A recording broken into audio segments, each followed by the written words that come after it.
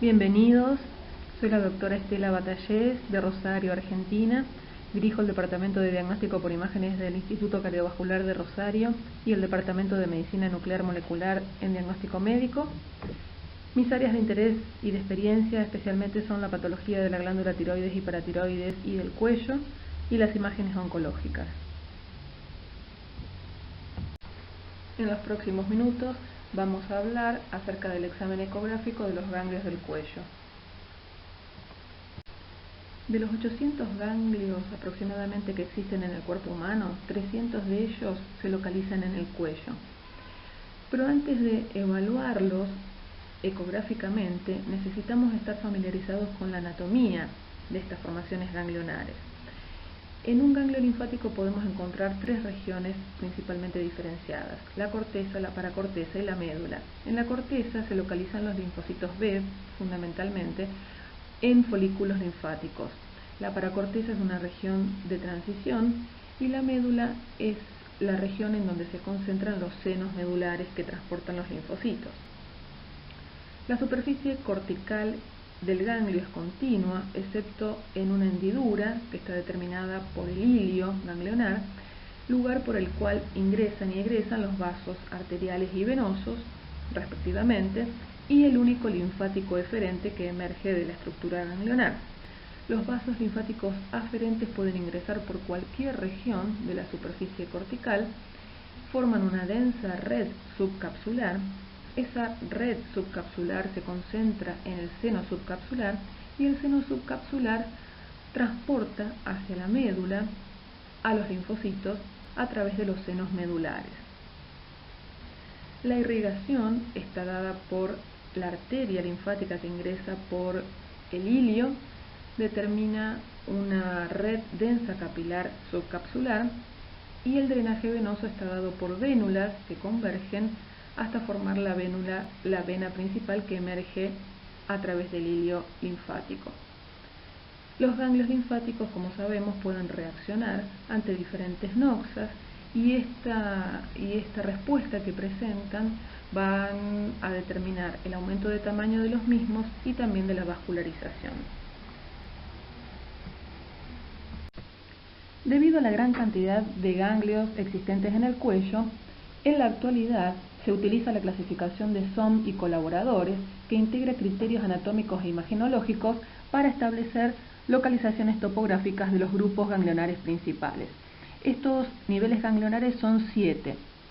Se denominan con números romanos y ellos son el nivel 1, que incluye todos los ganglios linfáticos situados por encima del hueso hioides, por debajo del músculo milohioideo y anteriores a una línea transversal trazada en cada imagen axial a través del borde posterior de la glándula submaxilar. Los ganglios de este nivel son los que previamente fueron clasificados como submentonianos y submaxilares. Este nivel a su vez puede dividirse en 1A y 1B. El nivel 1A está representado por todos los ganglios submentonianos que están entre los bordes mediales de los vientres anteriores de los músculos digástricos y por debajo del músculo milohioideo. El nivel 1B está formado por los ganglios submaxilares. Estos se encuentran por encima del hueso hioides, por debajo del músculo milohioideo, frente al vientre posterior de los músculos digástricos y alrededor de las glándulas submaxilares. Por su parte, el nivel 2 incluye a los ganglios yugulares internos superiores. Se extiende desde la base del cráneo hasta el nivel del hueso hioides. Estos ganglios son posteriores a la glándula submaxilar y anteriores al músculo esternocleidomastoideo. También pueden subdividirse en los niveles 2A y 2B. Los 2A son anteriores, laterales, mediales y posteriores a la vena yugular interna, y los 2B son posteriores a la vena yugular interna, separados de ello por un plano de tejido graso. Los ganglios mediales a la arteria carótida interna se clasifican como ganglios retrofaríngeos. En el nivel 3 se incluye a los ganglios yugulares medios. Se extienden desde la base del hueso hioides hasta el margen inferior del cartílago cricoides. Están ubicados anteriores al borde posterior del músculo esternocleidomastoideo y laterales al margen medial de las arterias carótidas. El nivel 4, por su parte, incluye los ganglios yugulares inferiores. Se extiende desde el margen inferior del cartílago cricoides hasta la clavícula. Estos ganglios se encuentran por delante de una línea que une la parte posterior del esternocleidomastoideo y el margen posterolateral del músculo escalieno anterior. El nivel 5 está formado por los ganglios del triángulo posterior. Se sitúan posteriormente al músculo esternocleidomastoideo, desde la base del cráneo hasta la clavícula. Este nivel también se divide en dos regiones, en la 5A y 5B. La 5A se extiende desde la base del cráneo hasta el cartílago cricoides y la 5B desde el cartílago cricoides hasta la clavícula. Estos ganglios son anteriores al borde anterior del músculo trapecio. En el nivel 6 encontramos los ganglios viscerales, inferiores al cuerpo del hueso hioides, superiores al manubrio esternal y ubicados entre las carótidas comunes o las carótidas internas derecha e izquierda. El nivel 7, finalmente, incluye los ganglios mediastínicos superiores, que están situados entre las arterias carótidas comunes por debajo del manubrio esternal hasta el nivel de las venas brachiocefálicas.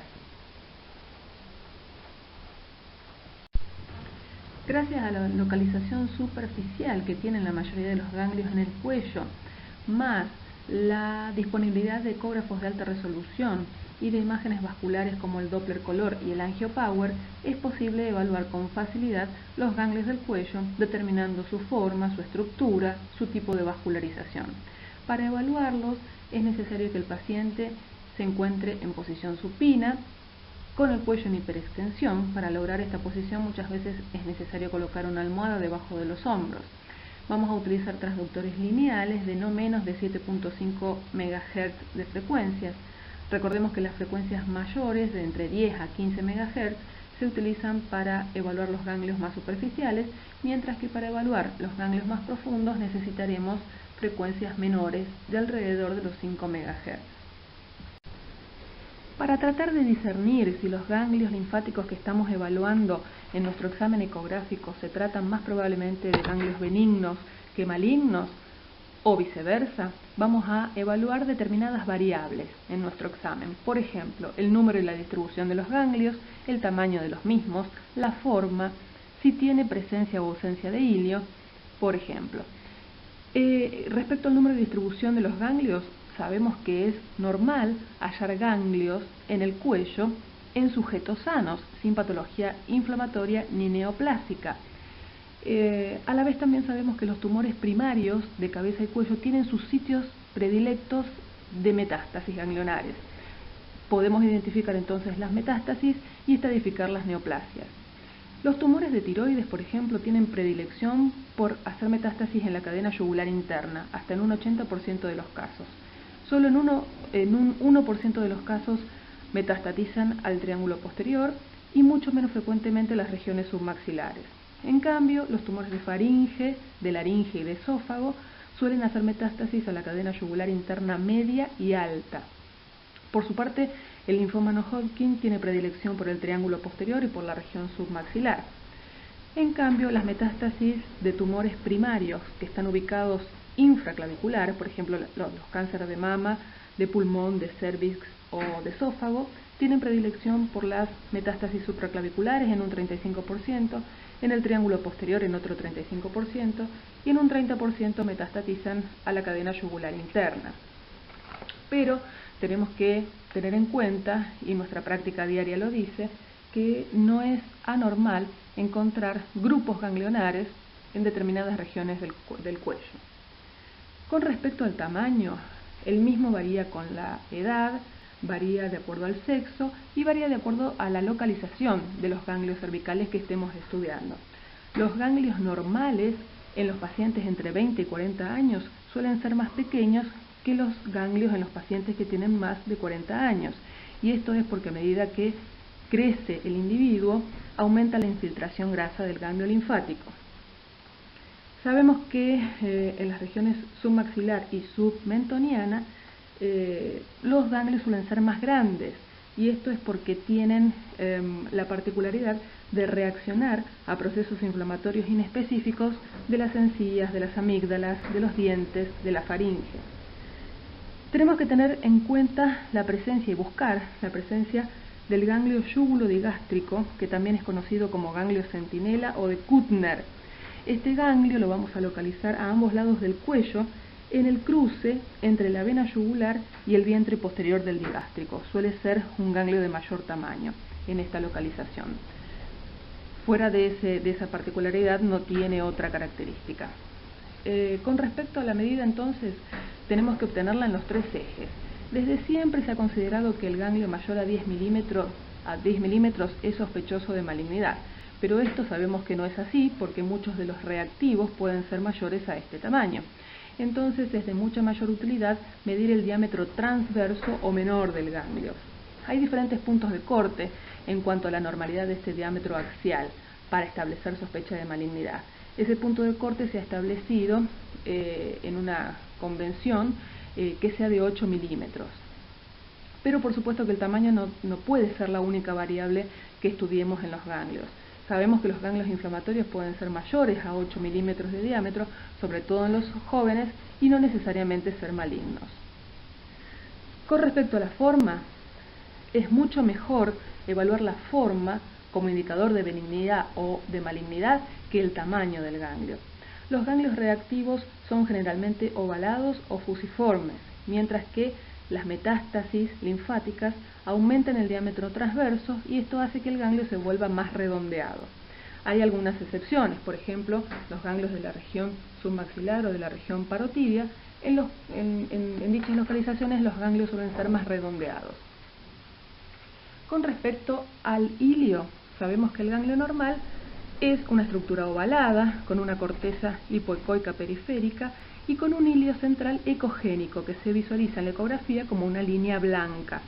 Esta línea blanca se creía que tenía relación con la presencia de grasa en el ganglio, pero en realidad se sabe que es por la presencia de una densa red de senos linfáticos centrales que convergen hacia la médula. Su presencia es un signo válido sugerente de benignidad, pero su ausencia no debe sugerir 100% en todos los casos malignidad. Si está ausente, pero además se ve engrosamiento excéntrico de la cortical, entonces debe considerarse un ganglio sospechoso.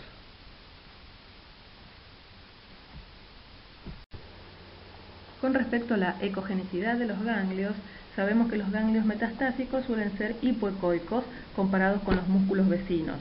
Los ganglios linfomatosos pueden ser acentuadamente hipoecoicos, incluso a veces toman un aspecto anecoico, dando un patrón pseudoquístico. La excepción la constituyen las metástasis de los tumores papilares de tiroides, que son hiperecogénicas por acúmulo de tiroglobulina y por la presencia de cuerpos de samoma procedentes del tumor primario. Con respecto a la necrosis, a la presencia de necrosis en los ganglios, si el paciente tiene un tumor primario conocido, es un signo de malignidad y se debe a invasión tumoral del ganglio. Y tenemos dos tipos de necrosis, la necrosis de coagulación y la necrosis de licuefacción, que tienen aspectos ecográficos diferentes. La necrosis de coagulación se visualiza como un área ecogénica interna en el interior del ganglio, mientras que la necrosis por licuefacción se visualiza como un área quística, anecoica, interna en el ganglio. Las metástasis de faringe, de laringe y de esófago tienen la mayor incidencia de necrosis de coagulación. Con respecto a las calcificaciones, son frecuentes en las metástasis de carcinoma de tiroides. En este caso se ven como microcalcificaciones con tenues sombras acústicas posteriores. También pueden estar presentes en los carcinomas medulares.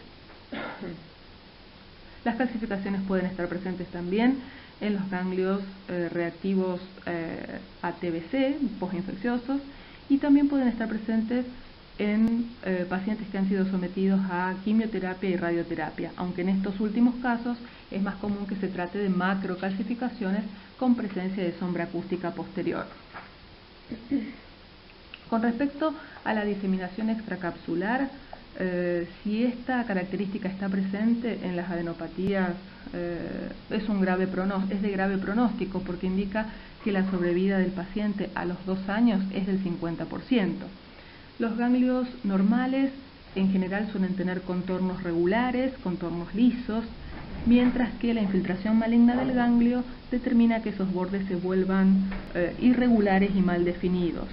Pero tenemos que tener cuidado porque también en los ganglios infiltrados por tuberculosis la diseminación extracapsular puede estar presente.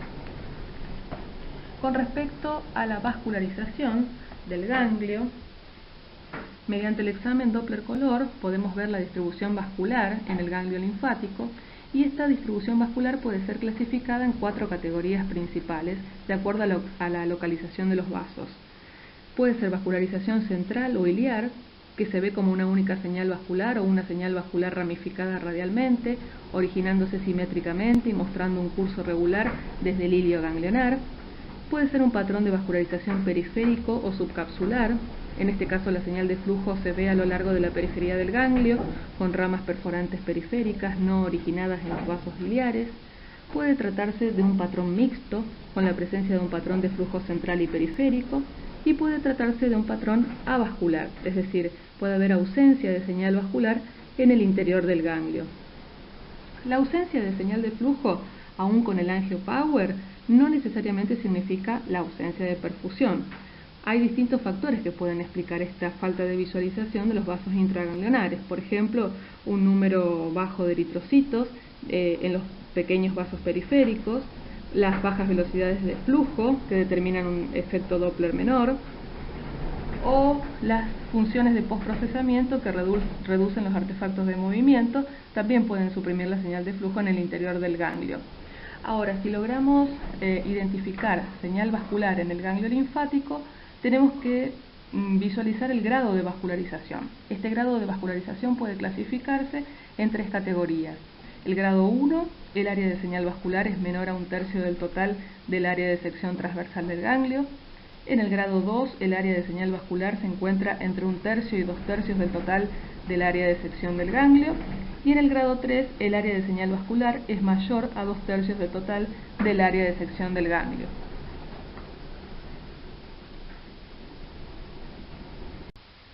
En el siguiente cuadro y a manera de resumen, se comparan las principales características de los ganglios linfáticos que los tornan más probablemente benignos o más probablemente malignos.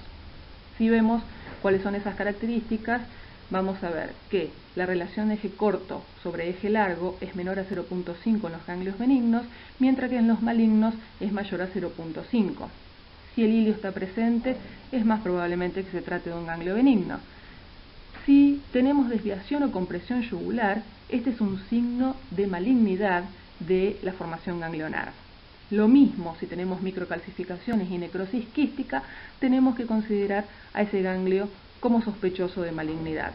Si la vascularización es caótica o periférica, también debe ser considerado sospechoso. En esta diapositiva podemos ver la representación gráfica y la imagen ecográfica en modo B de lo que consideramos una adenopatía desde el punto de vista ecográfico benigna. En la figura número 1 vemos que se trata de una estructura, como mencionábamos antes, ovalada, con una corteza hipoecoica y con una línea ecogénica blanca interna que corresponde al hilio ganglionar. En la imagen número 2 también vemos una estructura ovalada, hipoecoica en su totalidad, homogénea en su interior, en la cual no se identifica el hilio, pero sigue siendo una estructura, una adenopatía de tipo benigna.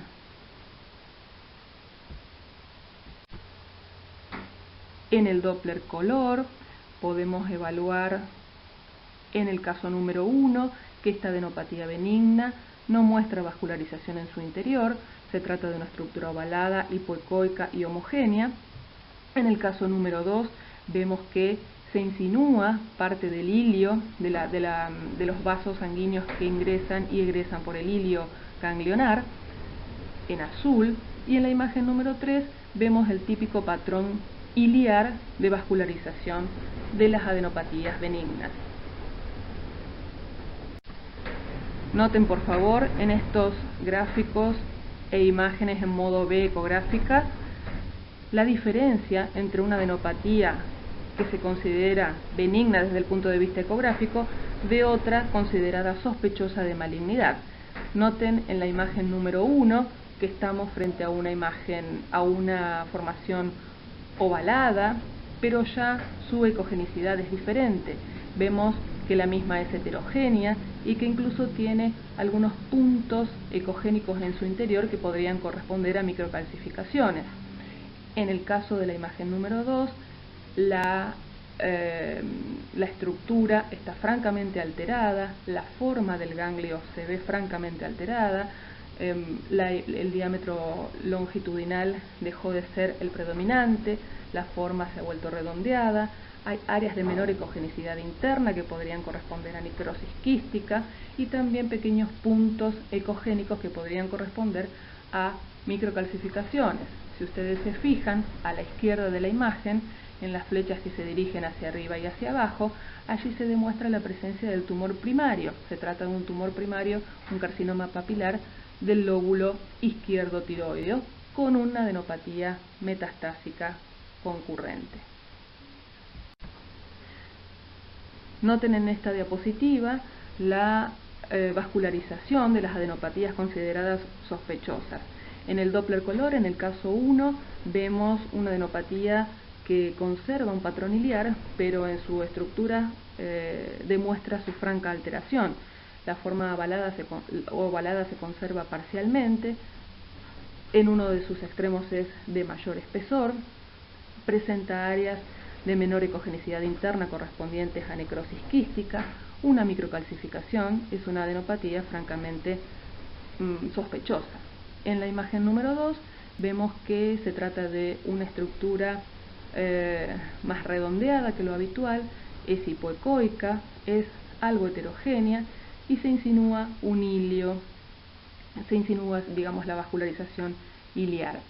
En cambio, en la adenopatía de la figura número 3, la vascularización que presenta el patrón intraganglionar es francamente caótico, con vasos subcapsulares que parten desde la cápsula y se dirigen hacia la médula del ganglio.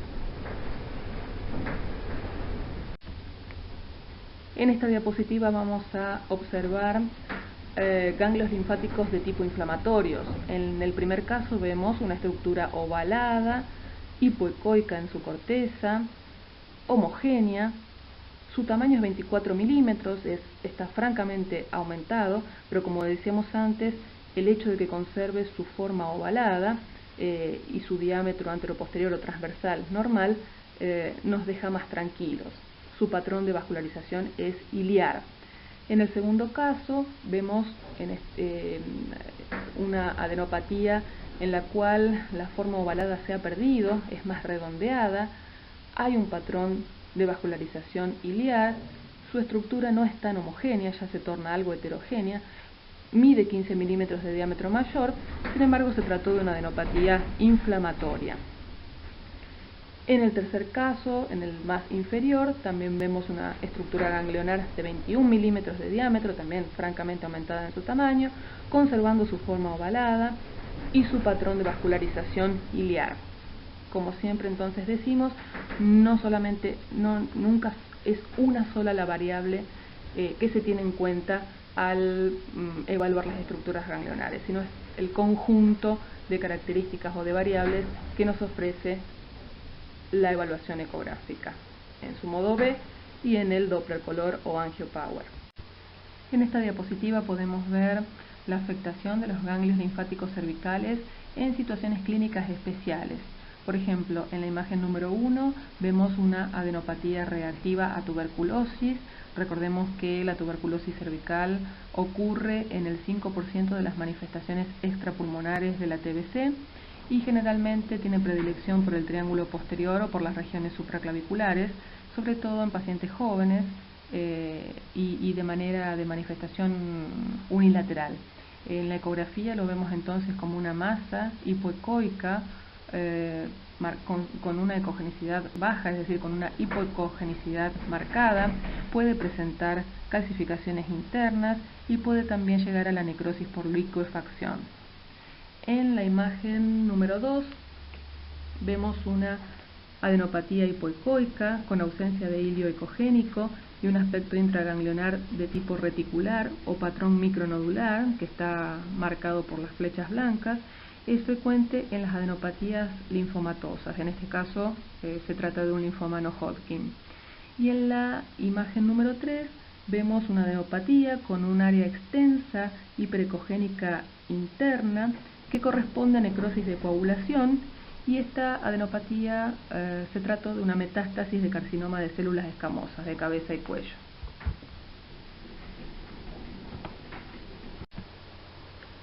Cuando un paciente se presenta a la consulta por ganglios cervicales palpables o cuando esos ganglios son descubiertos al azar, quizás en estudios Doppler de carótidas o por algún otro motivo se realizan ecografías de cuello y aparecen estos ganglios cervicales, lo primero que tenemos que investigar es la glándula tiroides. Vamos a diferenciar dos situaciones a partir de ahora en esta charla. Vamos a ver qué pasa con los ganglios, cómo pueden ser o cómo pueden mostrarse los ganglios en los pacientes que tienen su tiroides y que sus tiroides tienen nódulos, y en aquellos pacientes que han sido operados por un carcinoma de tiroides y hay que evaluar, hay que hacer el seguimiento evolutivo, el control evolutivo con ecografía del cuello operado. En este caso entonces vamos a ver diferentes formas de presentación de los ganglios cervicales en pacientes con nódulos en tiroides. En la imagen número 1 vemos que se trata de un ganglio alargado, hipoecoico, homogéneo, no visualizo el hilio y no tiene vascularización, no tiene ninguna sospecha de malignidad. En el segundo caso, la forma sigue siendo ovalada, es más pequeño, vemos más contenido ecogénico correspondiente a la grasa de la médula, tiene vascularización iliar, no es tampoco sospechoso. En el tercer caso también se trata de un ganglio ovalado, alargado, hipoecoico, sin hilio, sin vascularización. En el número 4 vemos una estructura ganglionar alargada, su diámetro longitudinal es mayor al anteroposterior, vemos en este caso la línea ecogénica interna correspondiente al hilio y no tiene vascularización. En el caso número 5, el ganglio ya es de mayor tamaño, pero sigue siendo ovalado, alargado, hipoecoico, sin vascularización y sin hilio. Y en el último caso, a pesar de que el diámetro longitudinal sigue predominando sobre el anteroposterior, el ganglio se ha tornado un poco más redondeado, tiene un indicio de vascularización iliar y en su estructura es mínimamente heterogéneo. Sin embargo, siguen siendo ganglios benignos o sin sospechas de malignidad. Noten en este caso también, en un paciente con tiroides nodular, la presencia de un ganglio yugulocarotídeo medio, ovalado, con un contenido interno más ecogénico, con patrón iliar de vascularización, sin ninguna sospecha de malignidad. En este caso, sin embargo, el aspecto ha cambiado sustancialmente. En la imagen número 1 vemos que a pesar de conservar la forma ovalada, la estructura interna del ganglio es francamente heterogénea, presenta pequeños puntos internos ecogénicos correspondientes a microcalcificaciones. En la imagen número 3 vemos que la vascularización intraganglionar está presente en las imágenes Doppler color y coincidentemente ese ganglio convivía con la imagen que vemos en la número 2, que se trata de un nódulo sólido, heterogéneo, con microcalcificaciones internas en el lóbulo derecho de la glándula tiroides. Noten que este nódulo es menor al centímetro de diámetro, o es de alrededor de 1 centímetro de diámetro, y es franca su vascularización interna muy intensa, es decir, convive un tumor maligno primario en el lóbulo derecho de la tiroides con una adenopatía metastásica del mismo lado del cuello a nivel yugulocarotídeo medio. Este caso fue muy florido, se trató de un nódulo sólido con grandes calcificaciones internas. Lo que ustedes ven son las bandas semilunares hiperecogénicas que provocan sombra sónica posterior, determinadas por las calcificaciones internas de esta masa sólida que asentaba en el lóbulo derecho. La masa medía 14 por 18 por 13 milímetros. Y noten en el resto del cuello las formaciones ganglionares, las verdaderas adenomegalias, masas ganglionares que existían en el cuello, tanto del lado derecho como del lado izquierdo. En la imagen número 1 vemos una adenopatía yugulocarotidia derecha media, sigue siendo ovalada, pero su estructura es francamente heterogénea, tiene un poco de vascularización intraganglionar, pero noten la compresión vascular de la vena yugular. En la imagen número 2, del otro lado del cuello, vemos una gran adenopatía que ocupaba el nivel medio e inferior yugulocarotidio izquierdo. Son masas sólidas, vascularizadas internamente y heterogéneas. Lo mismo del lado derecho, a nivel yugulocarotidio derecho inferior, en la imagen 3 podemos verlo, masa sólida, redondeada, y noten que en su interior muestra calcificaciones al igual que la masa que el nódulo primario en el lóbulo derecho. En la imagen 4 también vemos una gran adenopatía del lado derecho, con poca vascularización interna y con una calcificación central. Además, en esta paciente también se observaba una masa sólida, probable implante, secundario a su carcinoma papilar de tiroides, de eso se trataba, una masa sólida en la laringe. Noten en este caso lo sospechosa que resulta esta adenopatía. Es una verdadera adenopatía porque a pesar de que conserva su forma ovalada, su parénquima es heterogéneo, tiene áreas internas de menor ecogenicidad correspondientes a necrosis quística y además presenta una microcalcificación interna. Otro signo importante de sospecha de malignidad que muestra este ganglio es la compresión de la vena yugular. Generalmente se trata de ganglios metastásicos secundarios a carcinoma papilar de tiroides debido a la presencia de la microcalcificación interna. Una situación muy importante y donde la ecografía muestra su real e inestimable utilidad es en la evaluación del cuello y de los probables ganglios linfáticos que puedan aparecer en pacientes que han sido sometidos a tiroidectomía total debido a carcinoma de tiroides. En este caso estamos viendo un corte axial a nivel de la base del cuello, donde vemos los anillos traqueales con la sombra sónica posterior y con ausencia de los lóbulos tiroideos. Es de suma utilidad es de suma necesidad en realidad conocer la utilidad que tiene la ecografía en la evaluación en el tiempo, en el seguimiento de los pacientes que han sido sometidos a tiroidectomía total por carcinoma de tiroides. Hasta un 20% de los pacientes que fueron operados por un carcinoma papilar o diferenciado de tiroides puede desarrollar recurrencias locorregionales. El 8% de los que presentan estas recurrencias mueren por esta causa. ¿Y qué podemos encontrar en estos pacientes que recurren? Podemos encontrar metástasis en los ganglios del cuello o verdaderos tumores en el lecho quirúrgico, recurrencias o permanencias. ¿Cómo definimos recurrencia local? Se trata de aquella lesión que aparece en un paciente que previamente fue considerado libre de tumor residual después del tratamiento quirúrgico inicial con carácter curativo y de la ablación radioactiva postoperatoria. Recordemos que en el cáncer de tiroides el tratamiento clásico es la tiroidectomía total seguida de una dosis ablativa de radioiodo que intenta eliminar los restos tiroideos que pudiesen llegar a quedar en la loge quirúrgica. Entonces la ecografía se torna en el método diagnóstico por imágenes de mayor importancia en el control evolutivo, en el seguimiento en el tiempo del paciente operado por carcinoma de tiroides. Cuando consideramos a un paciente libre de enfermedad en su cuello, a estos pacientes operados por carcinoma de tiroides, cuando no hay evidencia clínica de tumor, cuando no hay imágenes de tumor, es decir, en los rastreos corporales que se hacen posterior a la dosis ablativa con radioiodo, y cuando no hay imagen de tumor o de ganglios metastásicos en la ecografía cervical, y cuando la tiroglobulina es indetectable bajo tratamiento supresor y tras estimulación de TSH en ausencia de anticuerpos antitiroglobulina.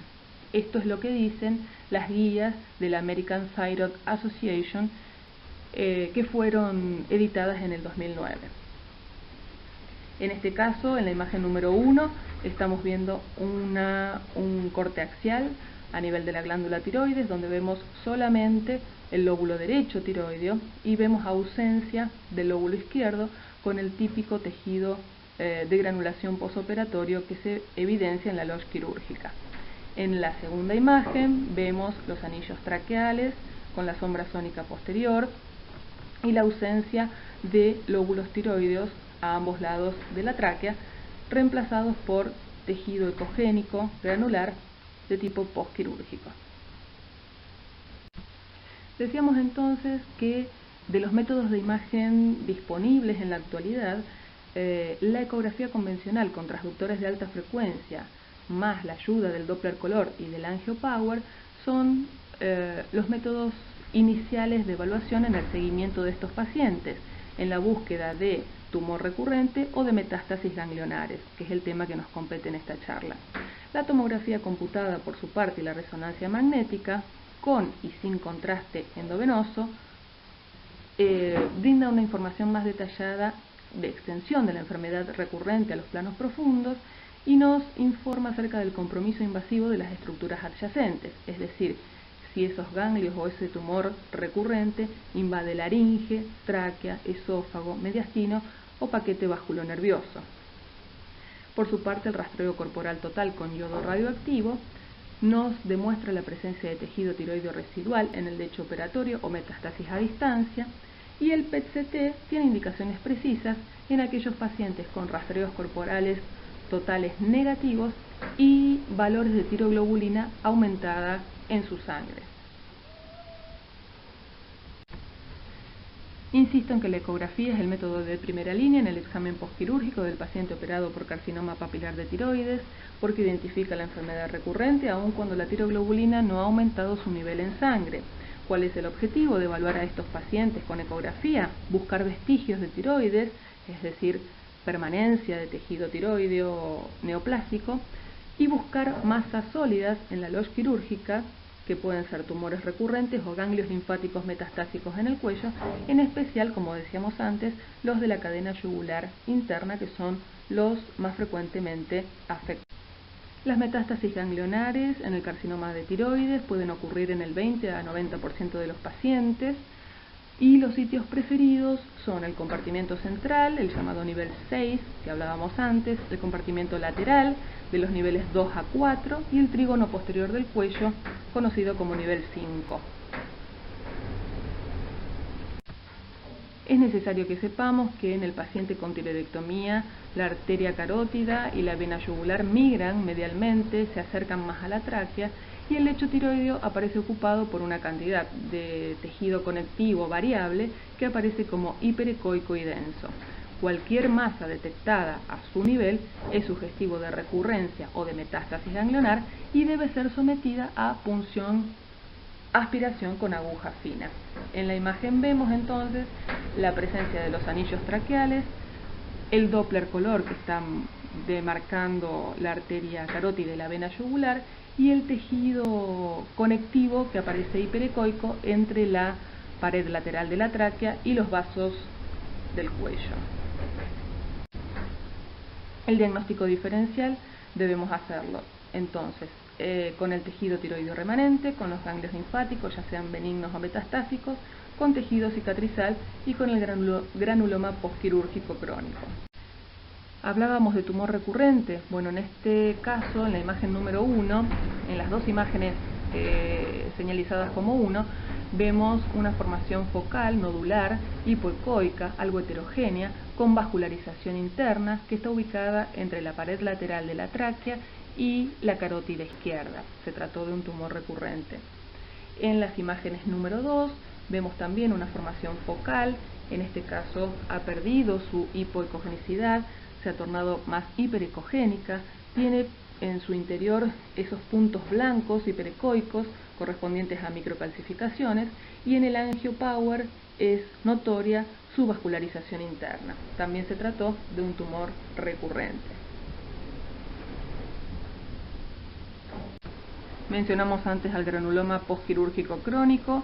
También debemos diferenciarlos de los tumores recurrentes y de las adenopatías metastásicas.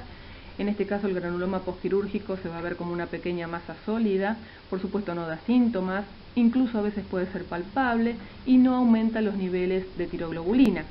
En la imagen ecográfica, en el modo B, se ve como una formación hipoecoica, redondeada o ovalada, que en su interior puede tener imágenes puntiformes ecogénicas, y en este caso el Doppler color es de gran ayuda, porque las recidivas tumorales o los ganglios metastásicos suelen ser vascularizados, mientras que el granuloma postquirúrgico no muestra vascularización.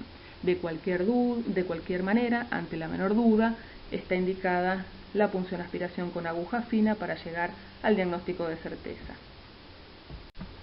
También mencionábamos antes al tejido cicatrizal como una de las causas o uno de los diagnósticos diferenciales de las adenopatías metastásicas. Al tejido cicatrizal lo vamos a ver como áreas hipoecoicas, que también pueden presentar algunas imágenes hiperecoicas internas, que pueden a veces simular recidiva. En la imagen estamos viendo las flechas demuestran la presencia de esa área hipoecoica alargada con contenido interno hiperecogénico. Una vez más el Doppler color puede sernos de mucha ayuda debido a que estas masas son avasculares. Mencionábamos antes que todo ganglio sospechoso de ser maligno debe ser sometido a punción, aspiración con aguja fina con el fin de realizar un examen citológico. Un método auxiliar en el diagnóstico de las metástasis ganglionares de mucha utilidad es el dosaje de tiroglobulina en el líquido de lavado de la aguja de la punción con aguja fina de esas metástasis ganglionares.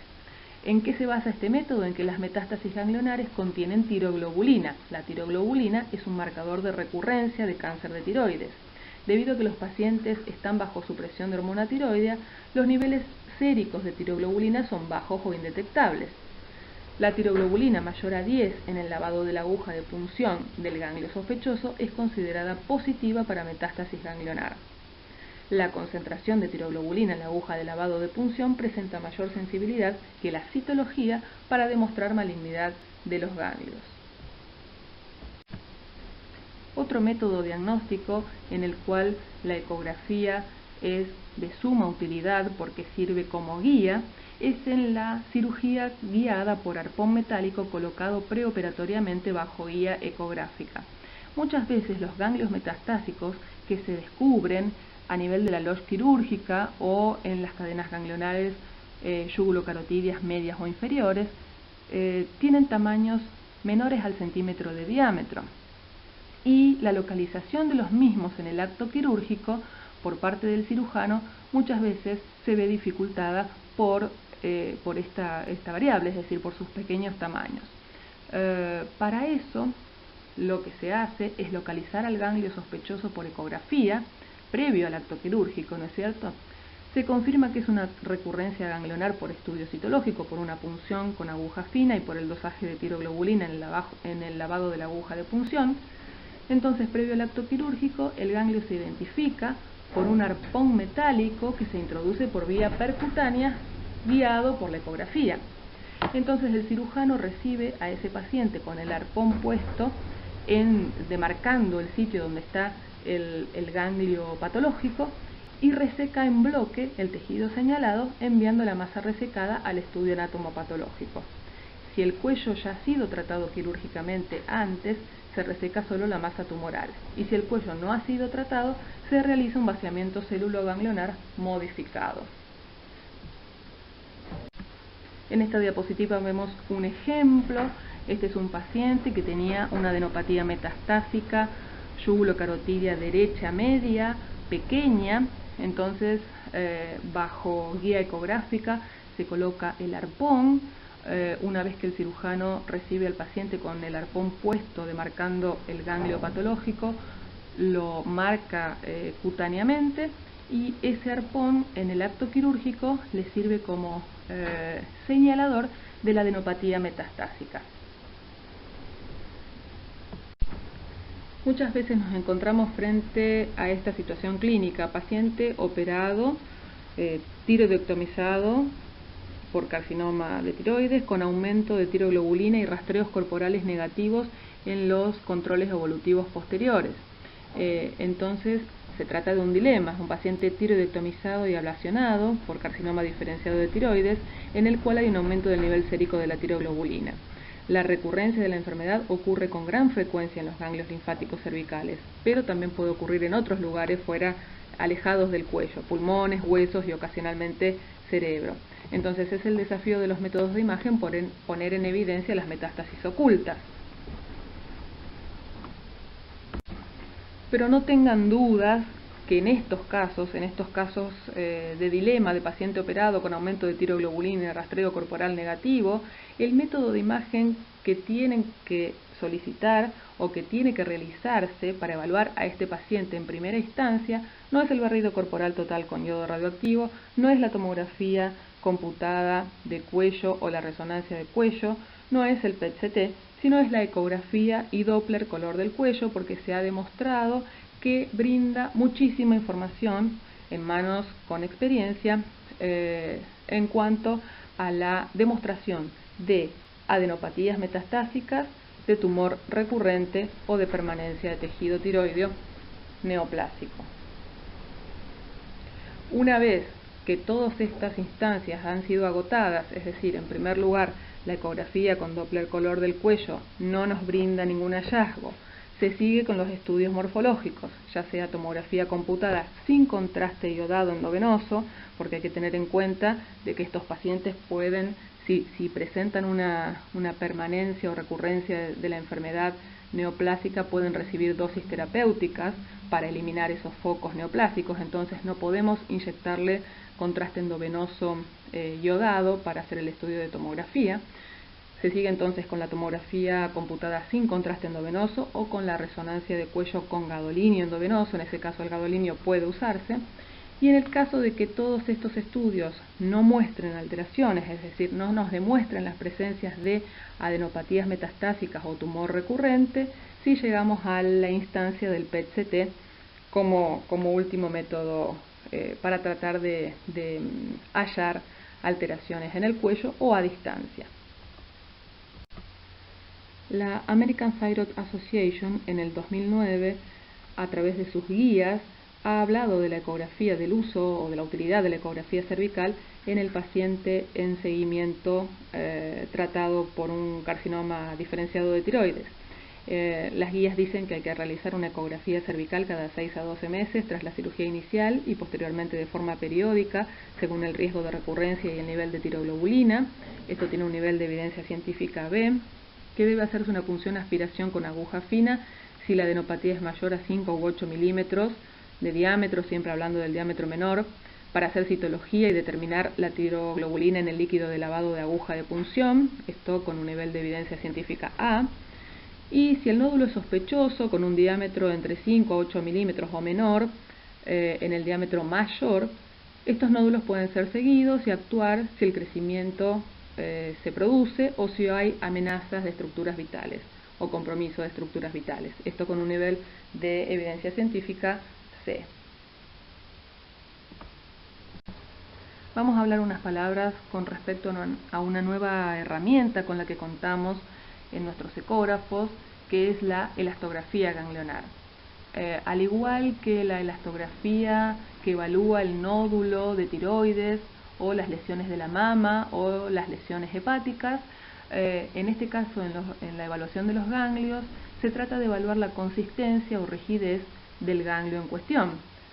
Lo hace a través del grado de distorsión que sufre la estructura ante una fuerza externa y se basa en el principio de que las lesiones malignas son más rígidas que las benignas, las cuales son más elásticas.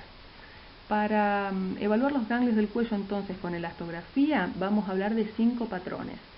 Desde el patrón 3 al 5 el ganglio tiene mayores probabilidades de ser maligno. El patrón 1 se trata de áreas de rigidez pequeñas o ausencia de rigidez en el ganglio. En el patrón 2 vamos a ver que las áreas de rigidez son menores al 45%, en el patrón 3 las áreas de rigidez son mayores al 45%, en el patrón 4 la rigidez está presente en la periferia del ganglio con áreas de mayor elasticidad en el centro y en el patrón 5 las áreas de rigidez ocupan la totalidad de la estructura ganglionar. No abundan hoy en día los trabajos científicos que avalen con seguridad los resultados de esta técnica. Pero por ejemplo, Lischik y colaboradores examinaron 141 ganglios linfáticos en 43 pacientes que fueron referidos por sospecha de carcinoma de tiroides y hallaron estos resultados: la sensibilidad para detectar ganglios malignos para la elastografía fue del 85%, contra el 75% de la ecografía en modo B, la especificidad fue del 98% para la elastografía versus el 81% para la ecografía en modo B, y la exactitud diagnóstica ascendió al 92% en la elastografía, mientras que solo fue del 79% en la ecografía en modo B, lo cual torna a esta herramienta con la que contamos hoy en día de un gran valor diagnóstico, pero como siempre decimos, tiene que ser una variable más de todas las que venimos hablando que evaluamos en los ganglios, es decir, tamaño, ecogenicidad, presencia de hilio, patrón de vascularización, etc. En este caso estamos viendo un ejemplo de elastografía en un ganglio cervical. Vemos una adenopatía reactiva de aspecto fusiforme que muestra lo que consideramos un patrón 1 en la elastografía. El patrón 1, si recordamos, es aquel que está determinado por muy pequeñas áreas de mayor rigidez internas en el ganglio. Las áreas de mayor rigidez están determinadas por las porciones rojas que se visualizan en la imagen.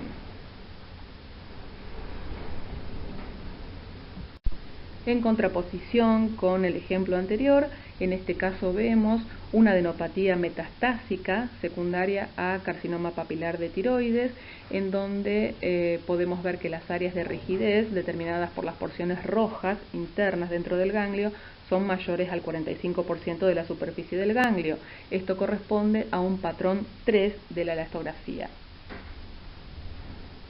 Por supuesto, sospechosa de malignidad. Bueno, para concluir entonces podemos decir que las adenopatías sospechosas de malignidad son aquellas que presentan una forma redondeada, son aquellas que han perdido el hilio, son aquellas que muestran microcalcificaciones internas, son aquellas que muestran degeneración quística, son las que presentan vascularización intraganglionar, anárquica, son las que en la evaluación con la elastografía presentan un patrón de rigidez de 3 a 5 y por supuesto estas características siempre evaluadas combinadas, porque aisladas pierden valor relativo. Siguiendo con las conclusiones, concretamente en los pacientes operados por carcinoma diferenciado de tiroides que presentan tiroglobulina sérica alta y examen clínico negativo, debería realizarse entonces siempre como primer método de análisis una ecografía de cuello, evaluando el lecho quirúrgico y las cadenas ganglionares laterales, seguido de un barrido corporal total con radioiodo. En el caso de que esto sea negativo, una tomografía de tórax o resonancia sin contraste o resonancia de cuello y mediastino con gadolínio endovenoso, y los casos que se investiguen con PET-CT serán aquellos en los cuales la ecografía, el barrido corporal y la tomografía o resonancia sean negativos o sus resultados sean equívocos.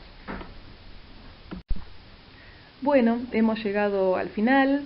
Espero que esta presentación les haya sido de utilidad y de aplicación práctica. En la presentación, en la diapositiva número 1 tienen mi mail. No duden en contactarse por cualquier duda o para ampliar la información vertida en estas diapositivas. Muchas gracias por su atención.